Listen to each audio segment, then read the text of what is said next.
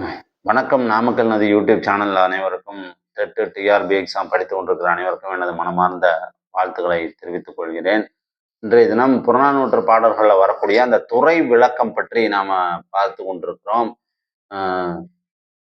தாபத வாகை அப்படின்னா முனிவருடைய நடையை கூறுவது. தானை நிலை இரண்டு மன்னர் படைகளும் தனது வீரத்தை கொண்டாடும்படி ஒரு வீரன் போர்க்களத்தில் சிறப்புடன் நிற்பது.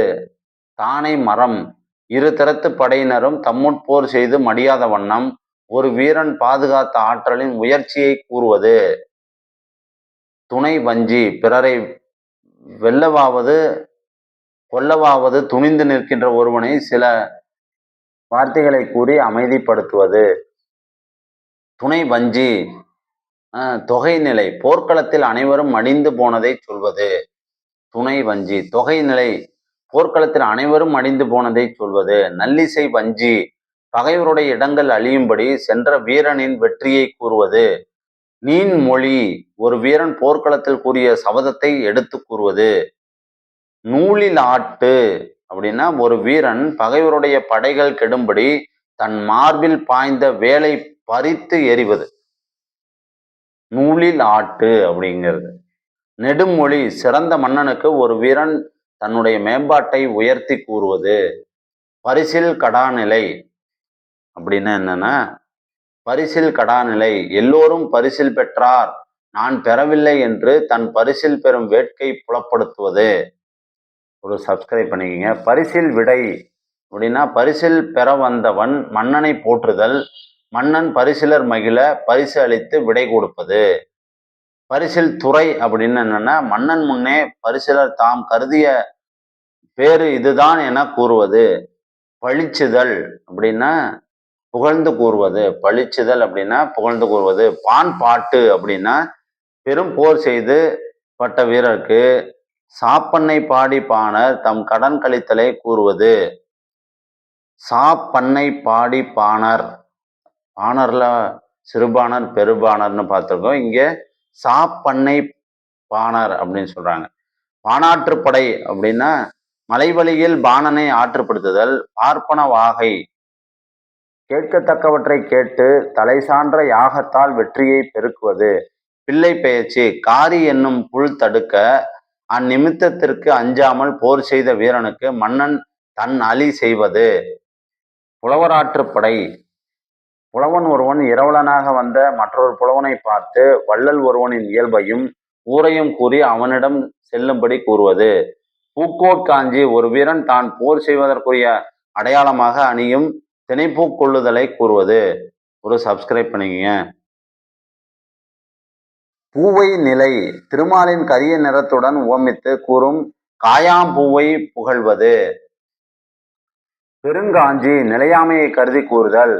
பெருஞ்சோற்று நிலை அப்படின்னா பகைவரின் பலத்தை அழித்து தனக்கு தருவார் என்று மிக்க சோற்றை வீரர் கொள்ளும்படி மிக்க சோற்றை வீரர் கொள்ளும்படி மன்னன் அழிப்பது.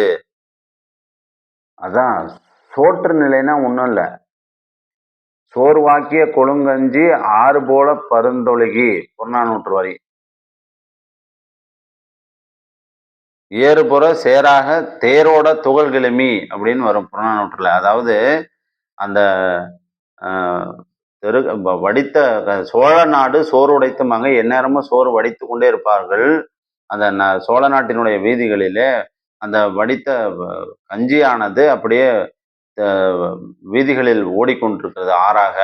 அதுல தேர் ஓடிட்டு இருந்ததுன்னா அந்த தேரினுடைய அந்த சக்கரத்திலே பட்டு அந்த பட்டு தெரிக்கும் பொழுது ஓவியங்களாக தெரியும். சுவர்கள்லாம் வீடுகளினுடைய சுவர்கள் எல்லாம் ஓவியங்களாக தெரியும் என்று அப்படி வாழ்ந்தவர்கள் சோழர்களினுடைய மக்கள், சோழர் குல மக்கள். அப்படி தன்னுடைய மக்களை பாதுகாத்து வந்தவன் சோழ மன்னர்கள் என்பதை நாம் புரிந்து கொள்ள வேண்டும். இது பெருஞ்சோற்று நிலை அப்படிங்கிறத நாம் அங்க போய் பார்த்துட்டு வர வேண்டியதா இருந்தது. அடுத்ததாக புறநானூற்று துறை விளக்கத்துல பேய் காஞ்சி போர்க்களத்தில் பட்டவரை பேய் அச்சுறுத்துவது. பொருண்மொழி காஞ்சி உயிருக்கு இம்மை மறுமைகளில் உறுதி தருகிற பொருளை ஒருவனுக்கு கூறுதல். மகட்பார் காஞ்சி நின் மகளை தருவாயாக என கேட்கும் மன்னனோடு மாறுபட்டு நிற்றல். மகள் மறுத்தல், மகளிரை தர மறுத்துதலை தெரிவிப்பது. மழபுல வஞ்சி, பகைவரின் வேற்றுப்புலத்தை கொள்ளையூட்டி அவர்கள் வீடுகளை கவர்ந்த தொழிலை கூறுவது. மரக்கல வழி, அரசனை உளும் வேளாளனாக மிகுத்துச் சொல்லுதல். மரக்கல வேள்வி, பேய்கள் வயிறார உண்ணும்படி வீரன் களவேள்வியை செய்தல். அதன் பிறகு பார்த்தீங்கன்னா மனையறம் துறவரம், இல்லறம் துறவரங்களின் வேறுபாட்டை கூறுவது. முதல் வஞ்சி, முன்னோருடைய வரலாற்றை கூறுவது. அப்புறம் பார்த்தீங்கன்னா முதுபாலை, காட்டில் தன் கணவனை இழந்த மங்கையின் தனிமையை கூறுவது. முதுபாலை அப்படிங்கிறது. முதுமொழி காஞ்சி அப்படின்னு என்னன்னா, அறிவுடையோர் குற்றம் நீங்கி ஆராயும் உலகத்தினுள் முடிந்த பொருளாகிய அறம்பொருள் இன்பத்தை அறிய சொல்லுதல். மூதின் முல்லை, வீரருக்கு மட்டுமல்லாது அம்மரக்குடியில் பிறந்த மகளிருக்கும் உள்ள வீரத்தை கூறுவது. அதன் பிறகு வஞ்சின காஞ்சி, மன்னன் பகைவரை இகழ்விக்கும் பொருட்டு இவ்வாறு செய்வேன் என கூறுவதை கூறுவது. வல்லான் முல்லை அப்படின்னு என்னன்னா, ஒரு வீரரின் வீட்டையும் ஊரையும் இயல்பினையும் சொல்லி அவன் ஆண்மைத்தன்மையை நன்மை பெருக சொல்லுதல். வல்லான் முல்லை அப்படிங்கிறது தான். ஒரு வீரனின் வீட்டையும் ஊரையும் இயல்பினையும் சொல்லி அவன் ஆண்மைத்தன்மையை நன்மையை பெருகச் சொல்லுதல். வான்மங்கலம், மன்னனின் வாளை புகழ்வது. வாழ்த்து, ஒரு தலைவனுடைய வெற்றியையும் கொடைத்தன்மையும் கூறி பாராட்டுதல். வாழ்த்தியல், தலைவனை வாழ்த்துதல். விரலியாற்றுப்படை, அரசனுடைய புகழ்பாடும் விரலியை ஆற்றுப்படுத்துதல். வேத்தியல் அப்படின்னு என்னன்னா, வீரர் அரசனது மேம்பாட்டை கூறுவது. இப்படி என்ன ஒரு 65 விதமான புறநானூற்று பாடல்கள் வரக்கூடிய துறை விளக்கம். இதுல 2 வினாக்கள் டிஆர்பி கொஸ்டின்ல கட்டாயம் வரும். 2 கொஸ்டின் வரும். 2 ஒரு தலைப்பை கொடுத்துட்டு இது என்ன வகையான பொருண்மையை குறிக்கும் என்று கேட்டு விடுவார்கள். ஒரு சப்ஸ்கிரைப் பண்ணிக்கோங்க. நன்றி, வணக்கம். நான் உங்கள் நாமக்கல் நதி. ஷேர் பண்ணிக்கோங்க. நன்றி, வணக்கம்.